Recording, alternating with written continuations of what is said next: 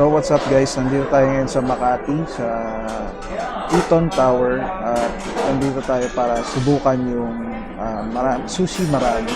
So this is a conveyor belt unlimited sushi restaurant na kukuha ka lang ng sushi sa conveyor belt. At the same time, meron din silang hot pot and may mga karage and other fried Japanese food. So, mamaya titikman natin isa-isa yung mga food nila kung hanggang sa gano'ng karami yung kaya natin kainin on this journey, on this food journey. So, mamaya, samahan nyo kami, tikman natin kung ano yung meron dito sa Sushi Marami.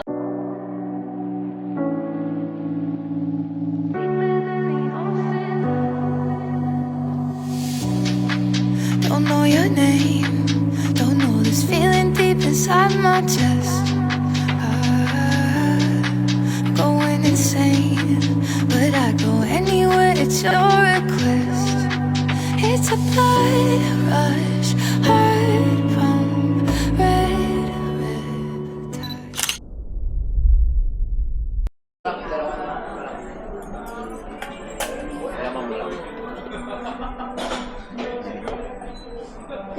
Pang hot pot.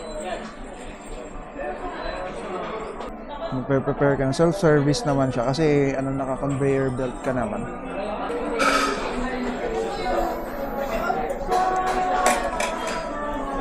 Yung salmon yata to. Tuna. Tuna.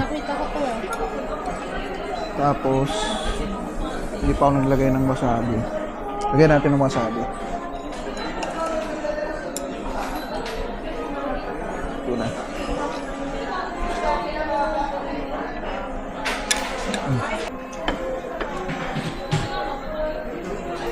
Takoyaki.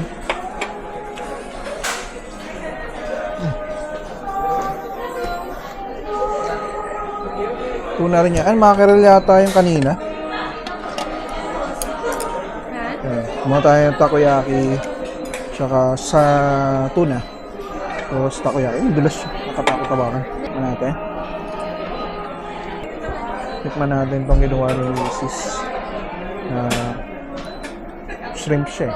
Parang may cheese siya sa ibabaw. Tapos mayroon siyang sweet and sour sauce.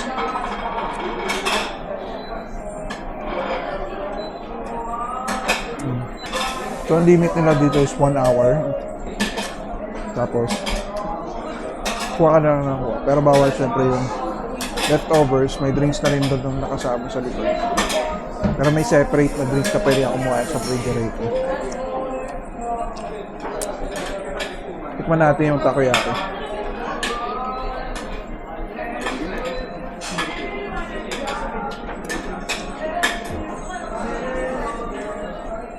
Mainit pa.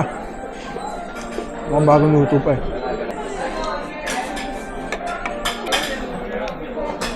Parang crab. Parang siyang California maki, pero crab. Try natin na wala pang sauce. Walang tito man.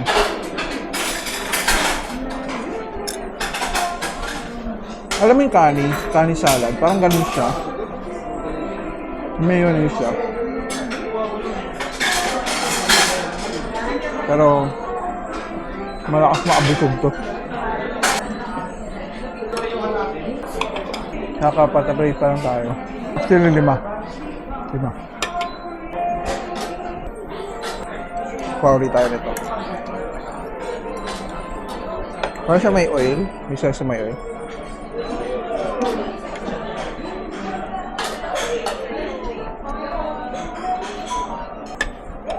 Alright, so yung hot pot, lalagay na natin yung meat sa sauce.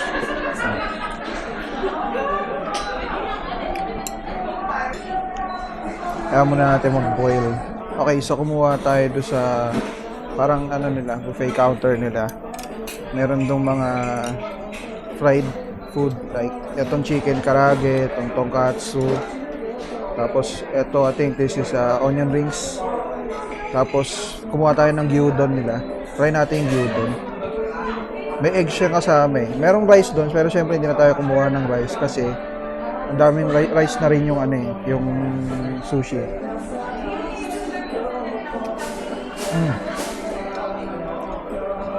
Mabango siya. smoky flavor yung gyudon. Tapos malambot yung beef. Bago luto pa kasi kakahango lang, kakalagay lang nung dumating ako. Sakto nga pagkuha ko, kakalagay lang. So, actually, isa sa mga favorite ko sa mga Japanese food talaga yung gyudon. So, ito, okay to pasado. Medyo smoky flavor siya. Malambot yung meat niya.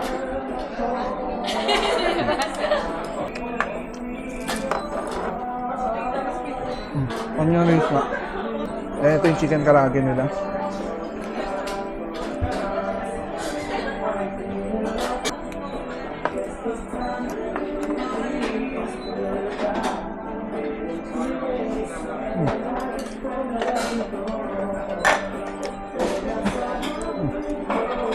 Okay naman yung chicken. So, sa pag tinignan mo, mukha siyang dry, pero actually, medyo juicy naman yung loob niya. Then yung katsu. May siya parang chicken sour sauce na nakalagay.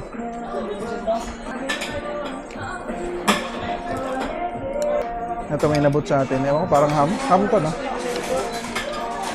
Ham.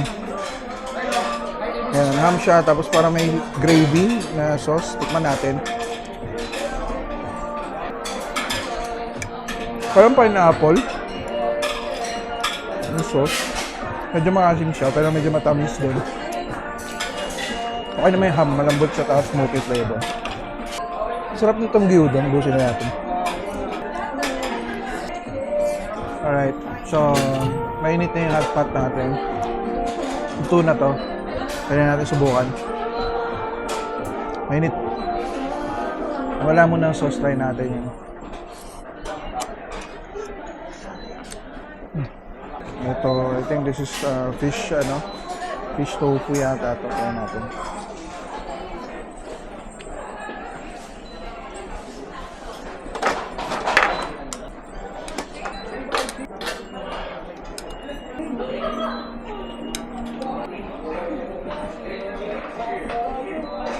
Alright, let's try some dumplings. Medyo maliit siya pero tikman natin kung ano yung laman niya.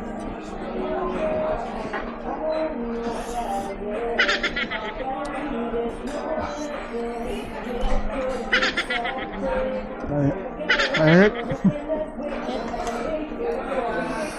Marami siyang spices sa loob. Nalasa ng green onions and then meron siyang parang pork, I think it's pork dumpling. Mainit talaga yung yung hot pot natin.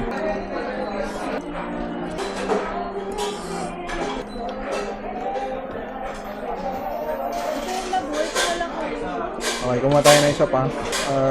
Para siyang California Maki.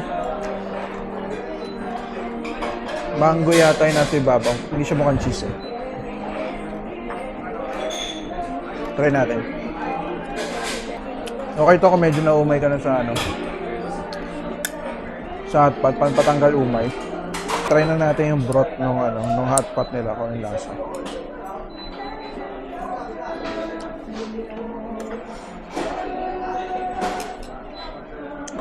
Okay naman siya. Medyo mild lang yung lasa nung broth niya. Kasi kung usually ang kinakainan mong hot pot is yung mga Chinese hot pot or yung mga Korean hot pot, medyo maraming spices yung nila, yung broth nila. Ito okay naman siya. Refreshing lang yung lasa ng broth niya. At the same time, hindi siya overwhelming yung lasa. Pero malasa naman siya. Masarap naman siya. Medyo lang siya, parang beef broth lang talaga siya. So, yung lugar medyo hindi naman siya ganun ka-jam-pack, hindi naman ganun karaming tao. Anyway, nandito kami on a Wednesday. So, not expectedly na talaga maraming tao dito. And same time yung lugar kasi nila, medyo hindi siya masyadong pansinin kasi tago talaga to. It's on the second floor of Eton Tower. At hindi siya talaga masyadong kita daanan. At unless nadadaan ka doon sa walkway dito sa labas, hindi masyadong maraming dumadaan na tao. Pero okay naman siya. Kanina medyo maraming tao nung maaga-aga pa. This time, hindi naman ganun ka-crowded. So okay naman. So overall, what I think sa Sushi Marami, kung sulit ba sa halagang 699 pesos ang food nila, For me, I think it's subjective to the person na kakain dito. If you're looking for a different food experience na convenient, with good service naman, and Japanese style, sulit naman. Pero if you're someone who wants more variety, kagaya ng most eat-all-you-can buffet, well, don't expect much. The food quality is just fine. I think it's a 6 out of 10. For the price na 699, the sushi should be a little more fresh than it is. Ang masasabi ko lang, I had better sushi from other eat-all-you-can buffet with just near this price point. Magdadagdag ka na lang ng konti. So I think there's room for a little bit more improvement since the restaurant is sushi focused. But the experience is nice naman. Para ka lang naglalaro habang kumakain. It's like an Easter egg hunt.